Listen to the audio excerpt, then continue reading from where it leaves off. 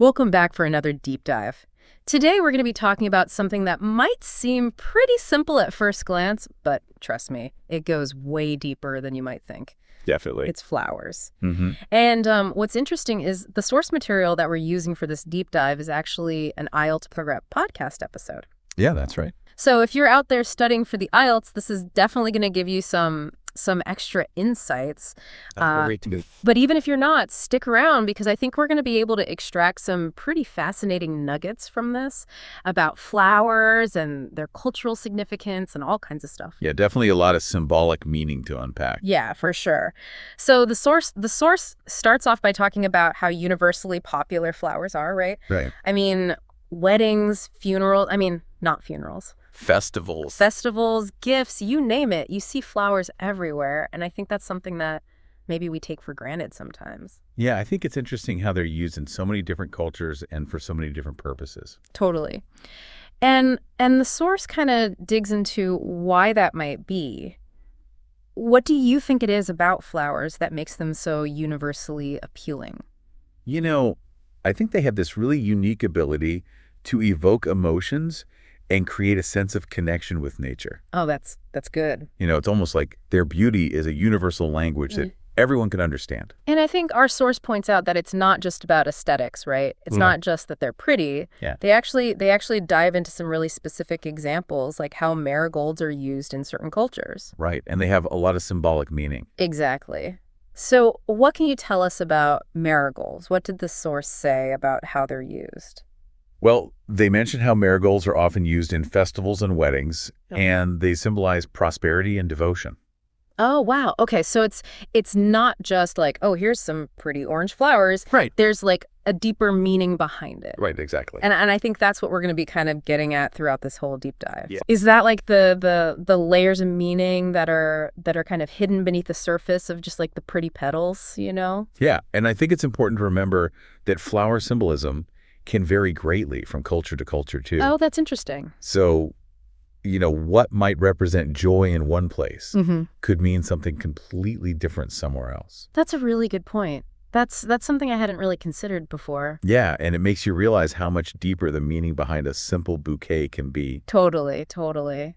Now, speaking of deeper meanings, the source material actually shared a personal anecdote about someone planting sunflowers and kind of the joy and the lessons that they learned from that experience. Yeah, I remember that. And it got me thinking about, my own attempts at gardening. Right? Let's just say some flowers thrive under my care and others, well, not so much. I think everyone can relate to that. Gardening can be such a rewarding experience. Oh, yeah. Even when things don't go exactly as planned. For sure, for sure. But what's fascinating to me is how those experiences, whether they're successful or not, really shape our perception of flowers and what they mean in our own lives. Totally, totally. I mean, even just like a single rose, like that might remind you of a special occasion or a particular person, right?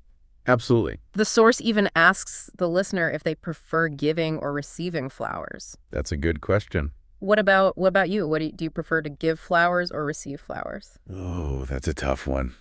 I think I enjoy both for different reasons. Yeah. Giving flowers, it allows you to express your feelings and really brighten someone's day. Yeah. While receiving them feels like a special acknowledgement, like a tangible expression of someone's thoughtfulness. It is. It's almost like they're like a physical manifestation of like good intention and care. Yeah, I think that's a great way to put it. I agree. And the source talks about how seeing someone's face light up when you give them flowers is like incredibly rewarding. Oh, for sure. There's nothing like it. Yeah. Yeah. And it kind of ties back to what you're saying about how like flowers tap into something deeper. Like we're wired to appreciate beauty and to respond to gestures of kindness. Right. And flowers manage to like embody both of those things in a way that few other gifts can, I think. I agree. They're really special in that way. They are. Okay, so we've kind of talked about like the global appeal of flowers and how they tap into something deeper than just pretty petals. Yeah. But the source also dives into like this specific symbolism of different flowers. Right. And I think this is where it gets really interesting. It does. Right? Like we often associate roses with love, lilies with peace, and so on. Mm-hmm. But have you ever wondered where those associations come from? Like, why do we connect those specific flowers with those specific meanings? Right. It's not something you think about every day. Yeah, like it's almost like it's ingrained in us, right? It is. It's fascinating. And the source actually points out that red roses in particular are almost universally associated with love, which I never really thought about, but it's true. It's so true. I never really considered why that is. Like, it seems like such a common symbol, but there must be a historical or cultural reason behind it, right? There is, and that's what we'll be getting into next. We're going to delve into the fascinating history and cultural influences that have shaped the symbolism of flowers. Sounds good to me. Let's take a deeper look at those hidden layers of meaning. Let's do it. Okay, so we've kind of established that flowers have, like, this universal appeal and that they hold a lot of symbolic meaning. But our source material takes us even deeper and explores the history and cultural influences behind those meanings. Right, and it's so fascinating to see how different cultures have, like, interpreted and utilized flowers throughout history. Yeah. Like, take the rose, for example. Yeah. The source mentions its almost universal association with love. Right. But did you know that this connection actually dates back to ancient civilizations? I had no idea. Yeah. In ancient Rome, roses were associated with Venus, the goddess of love and beauty. Oh, wow. And in Greek mythology, they were linked to Aphrodite, their equivalent of Venus. Okay.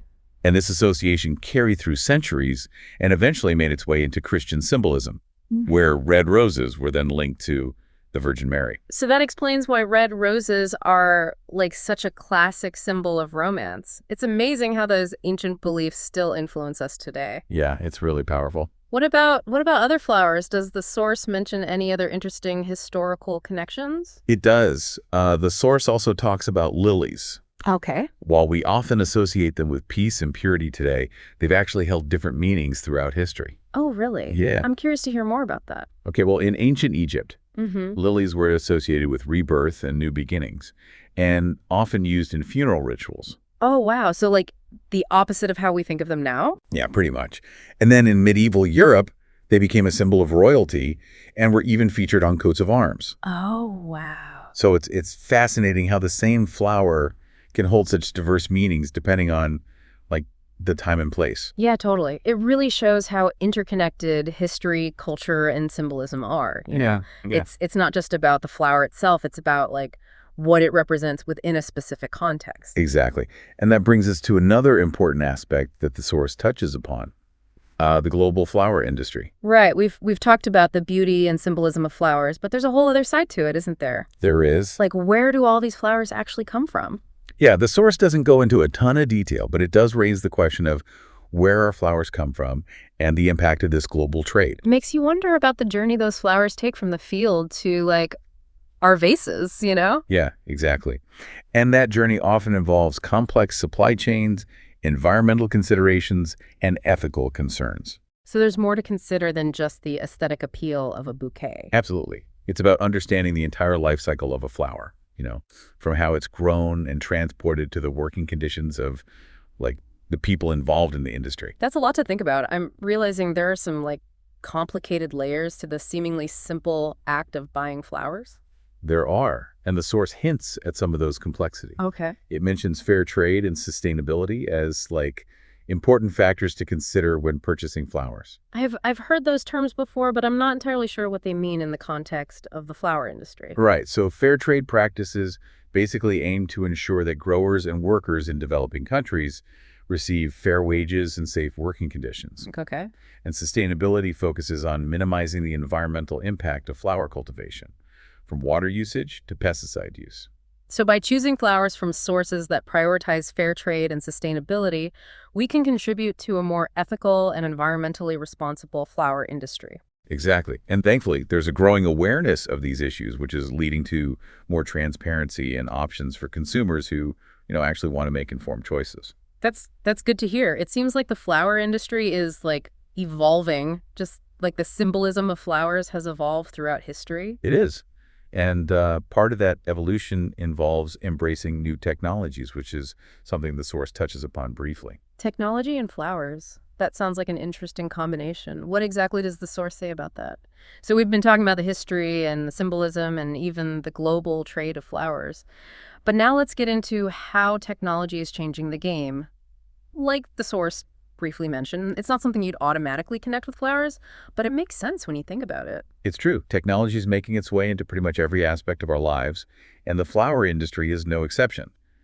The source hints at how technology can be used to grow flowers more efficiently and sustainably. Okay, so less about romantic bouquets and more about science and innovation. Exactly. Think about greenhouses equipped with sensors that monitor everything from temperature and humidity to nutrient levels in the soil. It's precision agriculture at its finest, allowing growers to create the perfect environment for each flower variety. So it's like giving each flower its own little microclimate tailored to its specific needs. That's incredible. It is, and it goes beyond just optimizing growing conditions. Technology also plays a crucial role in reducing waste and conserving resources.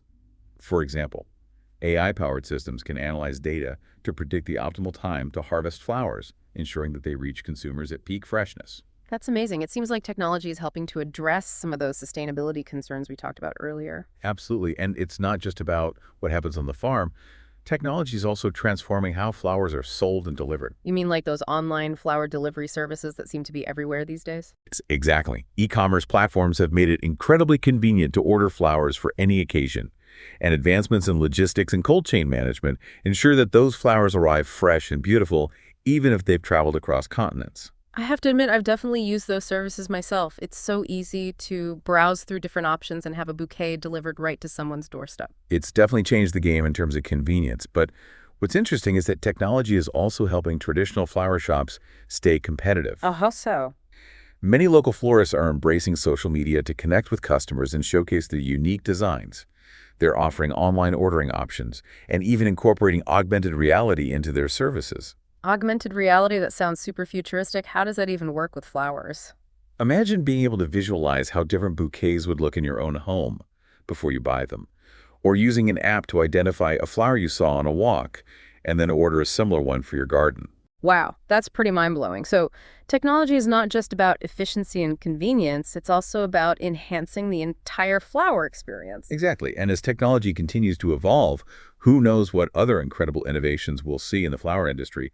Personalized floral fragrances delivered via drones, perhaps, or holographic flower arrangements that change with our moods. No, that's a future I can definitely get behind. But in all seriousness, it's fascinating to see how technology is intertwining with something as seemingly simple as flowers. It really highlights how interconnected our world is becoming, from ancient mythology to cutting-edge technology.